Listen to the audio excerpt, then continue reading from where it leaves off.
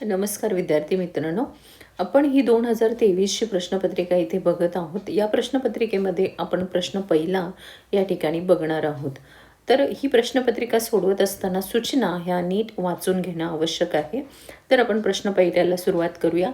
खालील विधाने पूर्ण करा हा 5 गुणांचा प्रश्न आहे. प्रश्न पहिला हा एकूण 20 गुणांचा असतो. सूक्ष्म अर्थशास्त्र या नावाने ओळखलं जातं, तर किंमत सिद्धांत या नावाने ओळखलं जातं. नाणे बाजारातील निधीच्या कमतरतेचं कारण अपुरी बचत असते.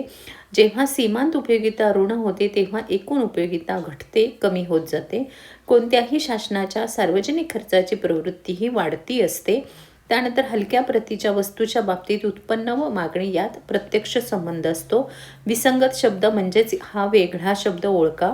प्राप्ती संकल्पना, एकूण प्राप्ती, सरासरी प्राप्ती, एकूण खर्च हा वेगळा शब्द आहे, कारण सर्व प्राप्तीच्या संकल्पना आहेत.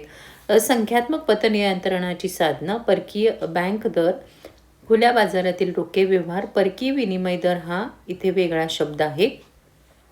सूक्ष्म अर्थशास्त्राची व्याप्ती, वस्तूच्या किंमत निश्चितीचे सिद्धांत, उत्पादन घटकाच्या किंमत निश्चितीचे सिद्धांत, आर्थिक वृद्धी व विकासाचे सिद्धांत हा वेगळा शब्द आहे, कारण हा स्थूल अर्थशास्त्राचा शब्द आहे. करेत्तर उत्पन्न, शुल्क, दंड, संपत्ती कर हा वेगळा शब्द आहे, कारण कर उत्पन्न हा संपत्ती कर आहे. साधा निर्देशांकाचे प्रकार, लास्पियर किंमत निर्देशांक हा वेगळा शब्द आहे, बाकी हे सर्व निर्देशांकाचे प्रकार आहेत. अर्थशास्त्रीय पारिभाषिक शब्द लिहा. एका विशिष्ट कालखंडात निर्माण करण्यात आलेल्या वस्तू आणि सेवांचे दुहेरी मोजदाद होऊ न देता केलेलं मापन ही राष्ट्रीय उत्पन्नाची व्याख्या आहे. त्यामुळे इथे आर्थिक पारिभाषिक शब्द हा राष्ट्रीय उत्पन्न आहे, राष्ट्रीय उत्पन्नाची व्याख्या आहे. अशी इच्छा जिला खरेदी शक्तीचं पाठबळ आणि ते खर्च करण्याची मानसिक तयारी असते, ही मागणीची व्याख्या आहे. त्यामुळे ते आर्थिक पारिभाषिक शब्द मागणी आहे. किमतीतील बदलामुळे मागणीत घडून येणारा बदल. आता किंमत आणि मागणी यात बदल घडून येतो, त्यामुळे ही व्याख्या किंमत लवचिकतेची आहे. किंमत लवचिकता हा आर्थिक पारिभाषिक शब्द आहे. इथे प्रत्यक्ष व्यवहारात आढळून येणारा बाजाराचा प्रकार, तर या ठिकाणी आपण मक्तेदारीयुक्त स्पर्धा हा प्रत्यक्ष व्यवहारात बाजारात आढळून येणारा प्रकार पाहायला मिळतो. स्वातीने पावसाळ्यात तिच्या वडिलांसाठी रेनकोट खरेदी केला, हे काल उपयोगितेचं उदाहरण आहे, कारण रेनकोट आणि पावसाळा तर हे काळ उपयोगितेचं उदाहरण आहे.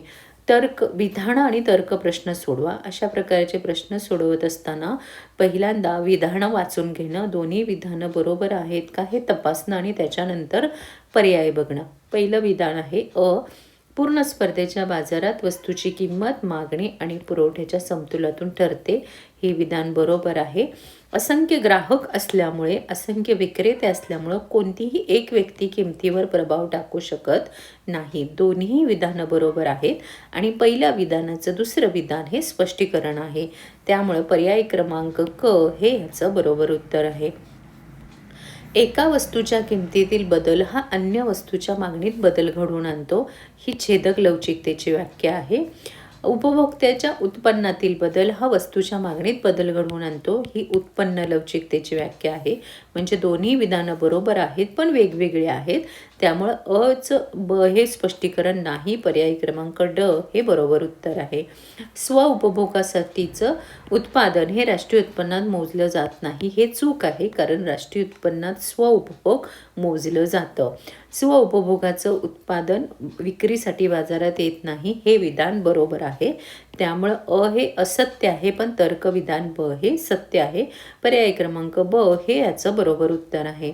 व्यापारी बँकेअंतर्गत परकीय विनिमय व्यवस्थापन नियंत्रण केलं जातं, व्यापारी बँकेअंतर्गत नाही, तर RBI मार्फत केलं जातं, त्यामुळे पहिलं विधान चूक आहे. भारतीय रिझर्व्ह बँकेला अधिकृत विनिमय दर कायम ठेवणे आणि त्याची स्थिरता टिकवावी लागते, हे विधान बरोबर आहे. त्यामुळे पर्याय क्रमांक ब हे याचा बरोबर पर्याय आहे. पुरवठा ही सापेक्ष संकल्पना आहे, बरोबर आहे. पुरवठा नेहमी किंमत, वेळ, नगसंख्या या संदर्भात स्पष्ट केला जातो, दोन्ही विधानं बरोबर आहेत. अचं ब हे स्पष्टीकरण आहे, त्यामुळे पर्याय क्रमांक क हे याचं बरोबर उत्तर आहे. अशा प्रकारे आपला हा 20 गुणांचा प्रश्नपत्रिकेतला आपण अभ्यासलेला आहे. तर हा व्हिडिओ आवडला असेल तर नक्की लाईक करा, चॅनलला सबस्क्राईब करा. धन्यवाद.